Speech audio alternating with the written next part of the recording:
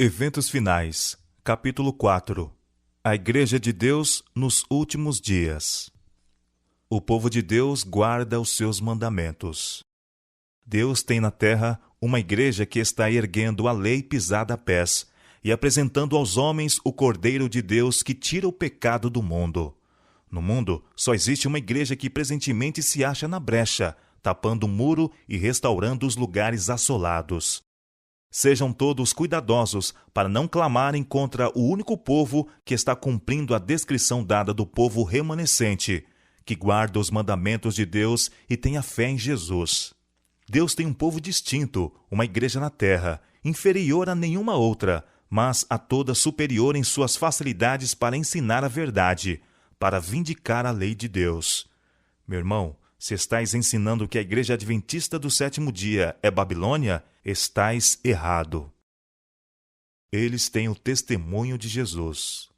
À proporção que se avizinha o fim, e a obra que tem por objetivo transmitir ao mundo a última advertência, continua a estender-se. Vai se tornando mais importante para os que abraçam a verdade possuir uma compreensão clara tanto da natureza como da influência dos testemunhos que Deus, em sua providência, vinculou à obra da terceira mensagem angélica desde a sua origem.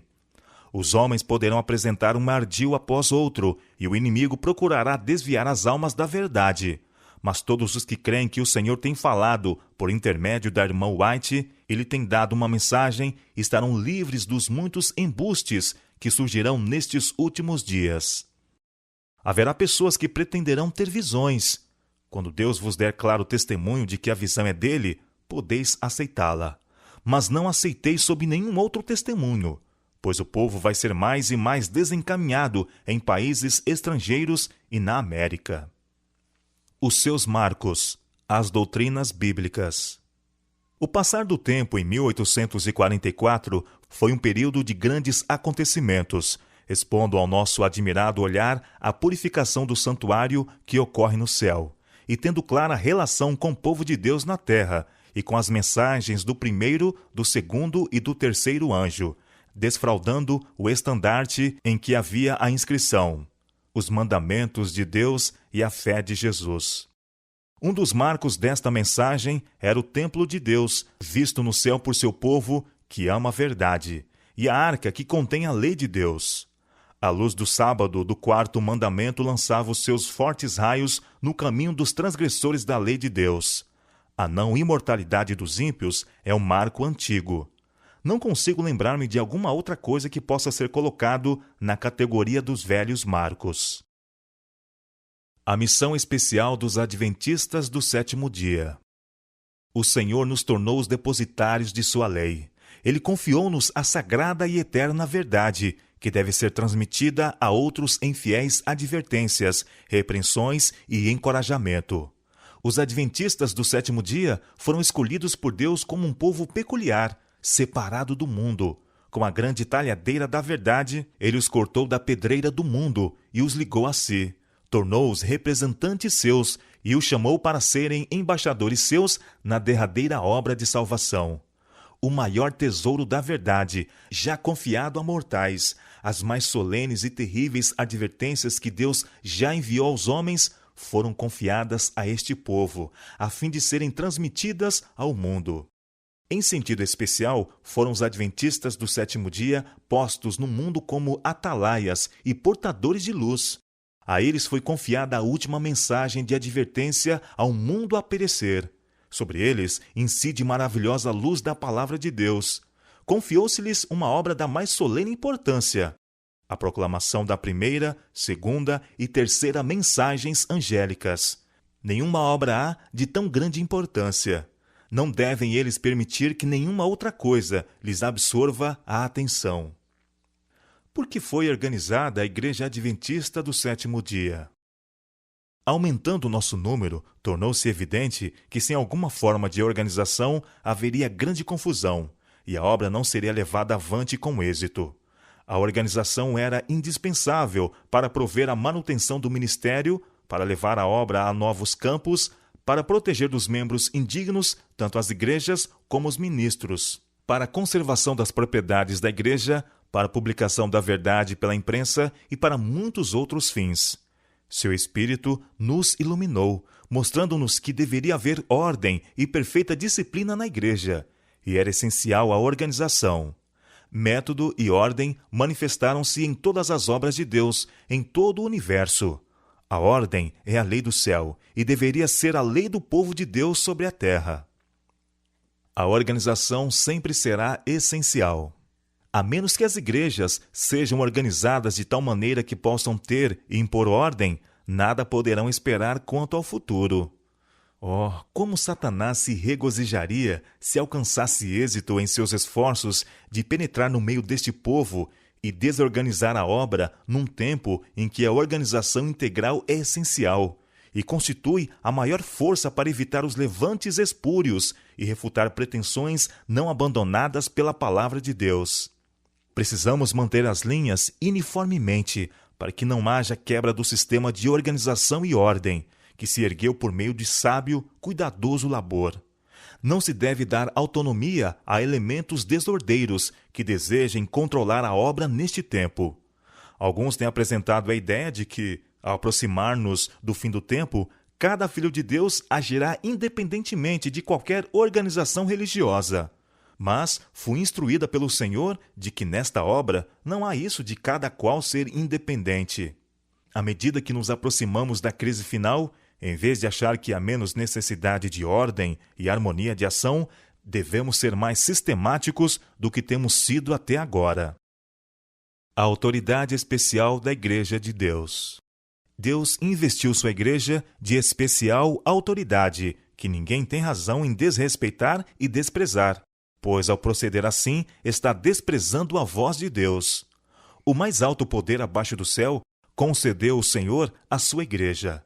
É a voz de Deus em seu povo reunido na qualidade de uma igreja que deve ser respeitada.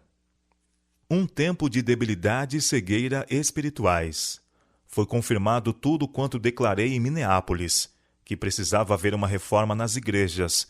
Deviam ser efetuadas reformas, pois a debilidade e a cegueira espirituais se apossaram das pessoas que tinham sido agraciadas com grande luz e preciosas oportunidades e privilégios.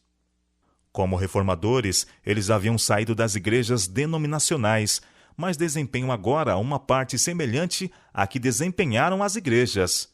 Tínhamos a esperança de que não haveria necessidade de outra saída.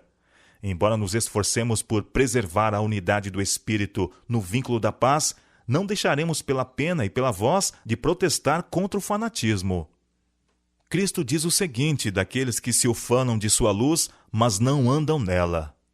Por isso eu vos digo que haverá menos rigor para Tiro e Sidom no dia do juízo do que para vós outros.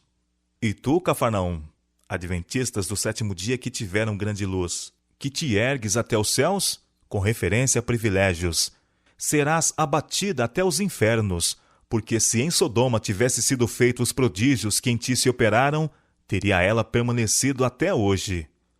A igreja está na condição laodiceana. A presença de Deus não está no meio dela. Abuso de poder na sede da igreja. A própria Associação Geral se está corrompendo com sentimentos e princípios errôneos. Tem os homens tirado injusta vantagem sobre aqueles que eles supõem estarem sob sua jurisdição. Determinaram coagir os indivíduos. Governariam ou arruinariam. O poder despótico que se tem desenvolvido, como se a posição tivesse feito dos homens deuses, faz-me temer e deveria causar temor. É uma maldição onde quer e por quem quer que seja exercido. Apesar das responsabilidades em demasia sobre uns poucos homens, e alguns não fazem de Deus o seu conselheiro. Que sabem esses homens das necessidades da obra em campos estrangeiros? De que modo poderão saber como decidir as perguntas que lhes vêm pedindo informação? Seriam necessários 3 meses para os que estão em campos estrangeiros receberem a resposta de suas perguntas, mesmo que não houvesse demora em escrever. Os que vivem em países distantes não farão o que o bom senso lhes diz que é correto sem primeiro pedirem permissão a Battle Creek. Antes de prosseguirem, eles aguardam o sim ou não desse lugar. Não é sensato escolher só um homem para presidente da Associação Geral. A obra da Associação Geral tem se estendido e algumas coisas se têm tornado desnecessariamente complicadas. Tem se revelado uma falta de discernimento. Deve haver uma divisão do campo ou se deve idear qualquer outro plano para mudar a presente ordem de coisas. Líderes imprudentes não falam por Deus. A voz de Battle Creek, que tem sido considerada como autoridade para determinar de que maneira deve ser efetuada a obra, não é mais a voz de Deus. Faz alguns anos que eu considerava a Associação Geral como a voz de Deus. Isso desses homens se encontrarem no lugar sagrado para serem como a voz de Deus para o povo, conforme antes acreditávamos ser a Associação Geral, é algo que já passou. Não há necessidade de uma nova denominação. Tomais passagens dos testemunhos que falam do fim do tempo da graça, da sacudidura do povo de Deus, e falais da saída dentre esse povo de um outro povo mais puro, santo que surgirá. Ora, tudo isso agrada ao inimigo. Aceitassem muitos os pontos de vista que avançais, e falassem e agissem baseados nisso, e veríamos uma das maiores excitações fanáticas jamais testemunhadas entre os adventistas do sétimo dia. Isto é o que Satanás quer. O Senhor não vos deu uma mensagem para chamar os adventistas do sétimo dia Babilônia e chamar o povo de Deus a sair dela. Todas as razões que possais apresentar não podem, quanto a mim, ter peso nesse assunto, porque o Senhor me deu decisivo esclarecimento em oposição a tal mensagem. Se que o Senhor ama sua igreja, ela não deve ser desorganizada ou esfacelada em átomos independentes. Não há nisto a mínima coerência. Não existe a mínima evidência de que tal coisa venha a se dar. Digo-vos, meus irmãos, que o Senhor tem um corpo organizado por cujo intermédio ele irá operar. Quando alguém se afasta do corpo organizado do povo que observa os mandamentos de Deus, quando começa a pesar a igreja em suas balanças humanas e acusá-la, podeis saber que Deus não está dirigindo. Ele se encontra no caminho errado. Deus porá tudo em ordem. Não há necessidade de duvidar, de estar temeroso de que a obra não seja bem-sucedida. Deus está à testa da obra e porá tudo em ordem. Caso haja coisas necessitando serem ajustadas na direção da obra, Deus atenderá a isso e trabalhará para endireitar todo o erro. Tenhamos fé que Deus vai conduzir a nobre nau que transporta o seu povo em segurança para o porto. Não tem Deus uma igreja viva? Ele tem uma igreja, mas esta é a igreja militante e não a igreja triunfante. Entristecemo-nos de que haja membros defeituosos, de que haja joio no meio do trigo. Embora existam males na igreja e tenham de existir até o fim do mundo, a igreja destes últimos dias há de ser a luz do mundo poluído e desmoralizado pelo pecado. A igreja, débil e defeituosa, precisando ser repreendida, advertida e aconselhada, é o único objeto na terra ao qual Cristo confere sua suprema consideração. Os baluartes de Satanás nunca hão de triunfar. Acompanhará a terceira mensagem angélica. Como o capitão do exército do Senhor derrubou os muros de Jericó, assim triunfará o povo que guarda os mandamentos do Senhor, e serão derrotados todos os elementos oponentes. É recomendada a distribuição de responsabilidades. O que necessitamos agora é de reorganização. Precisamos começar pelos alicerces e edificar sobre um princípio diferente. Aqui há homens que estão à frente de nossas várias instituições, dos interesses educacionais e das associações em localidades e estados diferentes. Todos estes devem ser homens representativos, ter voz ativa em elaborar e formar os planos que serão postos em execução. Deve haver mais de 1, 2 ou 3 homens para atender a todo o vasto campo.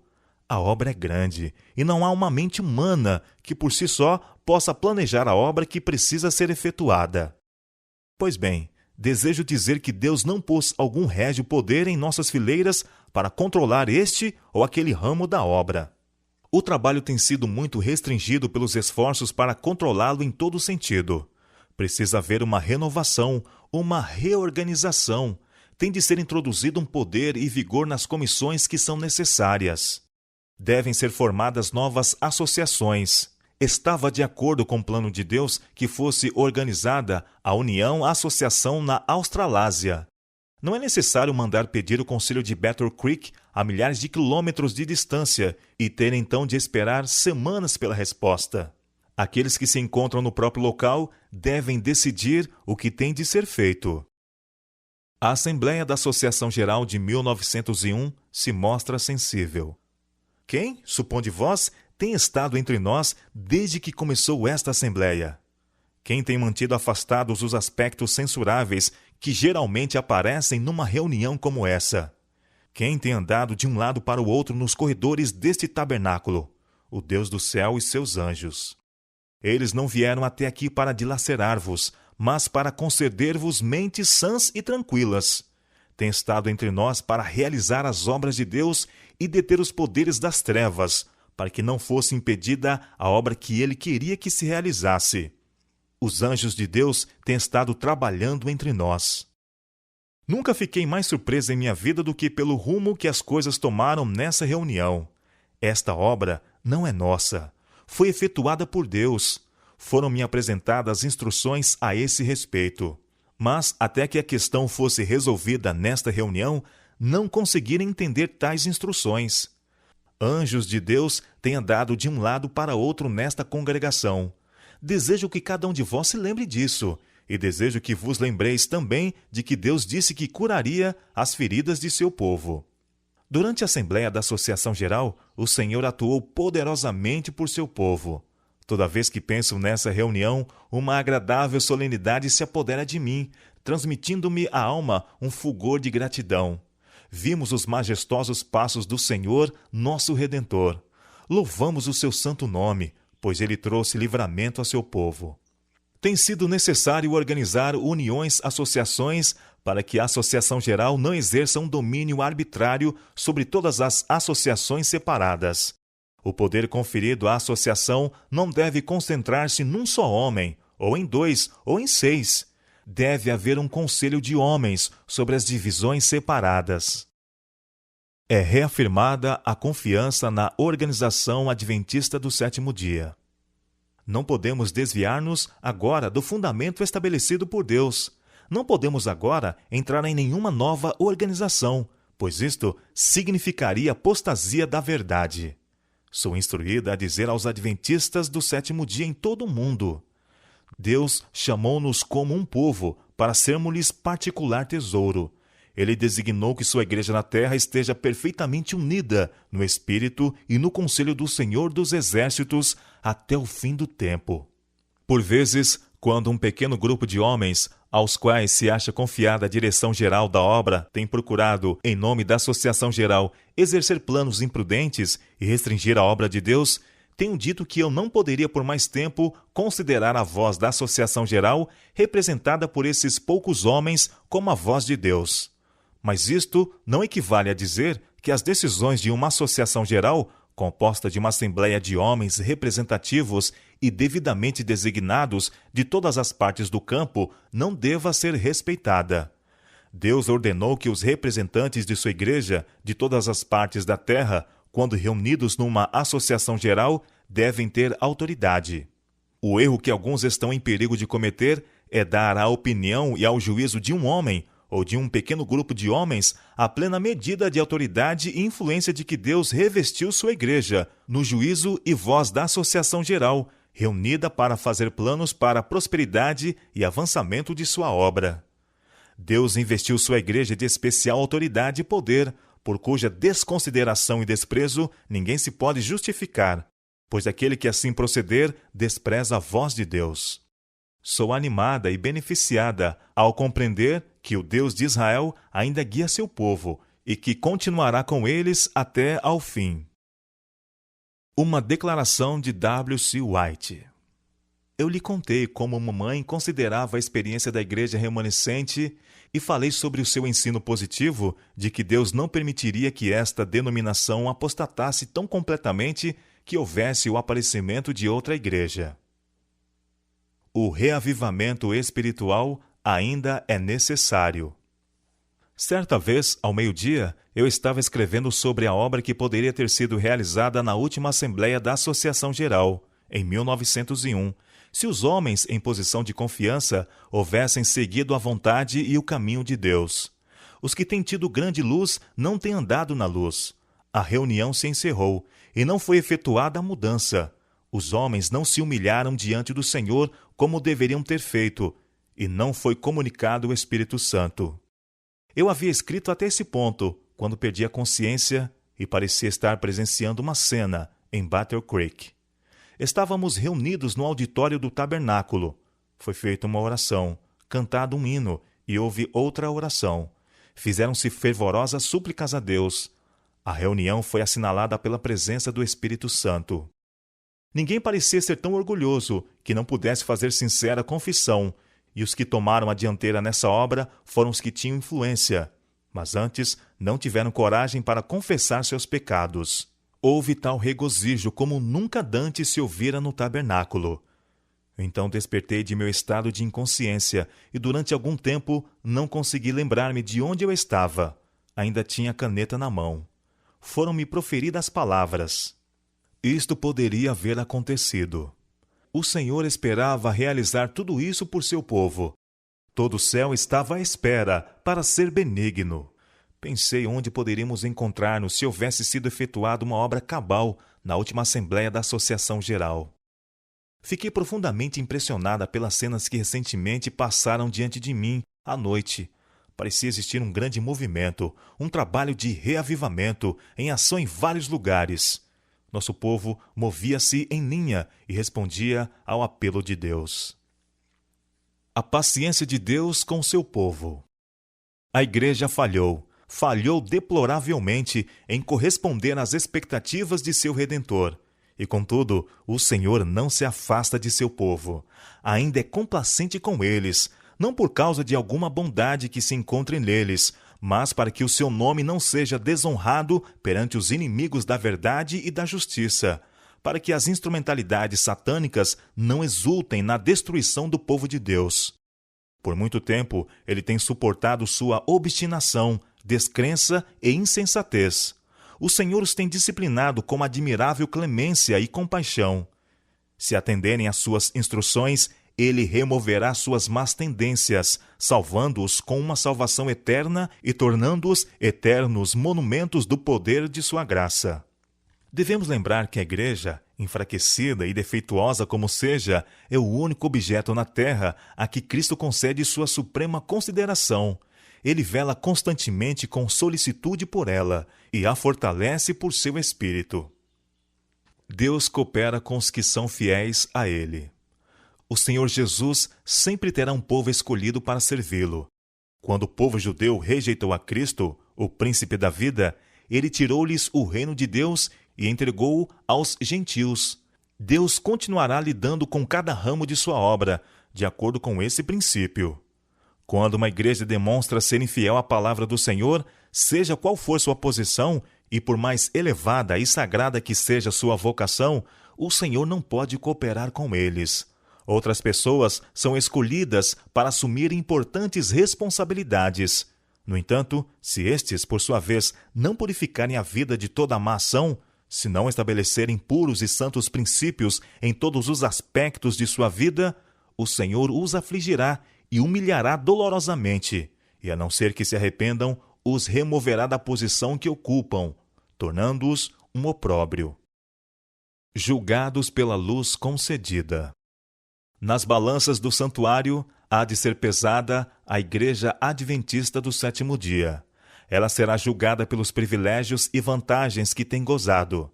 Se sua experiência espiritual não corresponde às vantagens que a preço infinito Cristo lhe concedeu, se as bênçãos que lhe foram conferidas não habilitarem para fazer a obra que lhe foi confiada, sobre ela será pronunciada a sentença: achada em falta. Pela luz que lhe foi concedida, pelas oportunidades dadas, será ela julgada. Solenes admoestações e advertências, manifestas na destruição de muito acariciadas instalações para o serviço, como que nos dizem: lembra-te, pois, donde caíste, e arrepende-te, e pratica as primeiras obras. A menos que se arrependa e converta, a igreja que agora está a levedar-se com sua apostasia, comerá do fruto de seus próprios atos, até que se aborreça a si mesma. Quando resistir ao mal e escolher o bem, quando buscar a Deus com toda a humildade e alcançar sua alta vocação em Cristo, permanecendo na plataforma da verdade eterna e pela fé lançar mão dos dons que para ela se acham preparados, então será curada. Aparecerá então na simplicidade e pureza que Deus lhe deu, separada de embaraços terrenos, mostrando que a verdade com efeito a libertou. Então seus membros serão na verdade os escolhidos de Deus, os seus representantes. A história de Israel, uma advertência para nós. Nestes últimos dias, o povo de Deus será exposto aos mesmos perigos que o antigo Israel. Os que não aceitarem as advertências que Deus dá, cairão nos mesmos perigos que o antigo Israel, e não poderão entrar no descanso por causa da incredulidade. O antigo Israel sofreu calamidades devido aos seus corações não santificados e vontades insubmissas. Sua rejeição final como nação foi o resultado de sua própria incredulidade, confiança em si mesmo, impenitência, cegueira mental e dureza de coração. Em sua história, nos é apresentado um sinal de perigo. Tende cuidado, irmãos. Jamais aconteça haver em qualquer de vós perverso coração de incredulidade que vos afaste do Deus vivo, porque nos temos tornado participantes de Cristo, se de fato guardamos firme até o fim a confiança que desde o princípio tivemos. Hebreus capítulo 3, versos 12 e 14. A igreja militante é imperfeita. A igreja militante não é a igreja triunfante, e a terra não é o céu.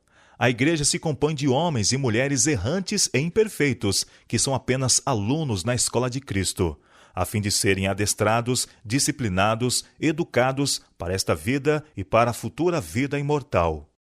Algumas pessoas parecem pensar que, ao entrar na igreja, se lhes são cumpridas as expectativas e só encontrarão os que são puros e perfeitos.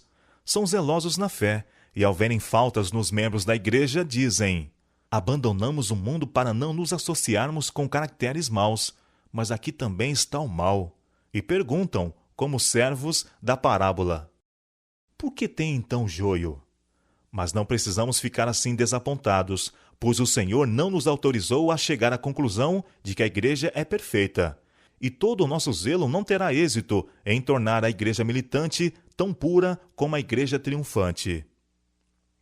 A igreja triunfante será fiel e semelhante a Cristo. A obra está prestes a concluir-se.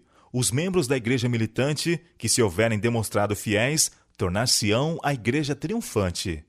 A vida de Cristo estava imbuída da divina mensagem do amor de Deus e anelava intensamente transmitir esse amor aos outros em abundante medida. O seu semblante irradiava compaixão e sua conduta caracterizava-se pela graça, humildade, verdade e amor. Todo membro de sua igreja militante deve manifestar as mesmas qualidades se deseja fazer parte da igreja triunfante.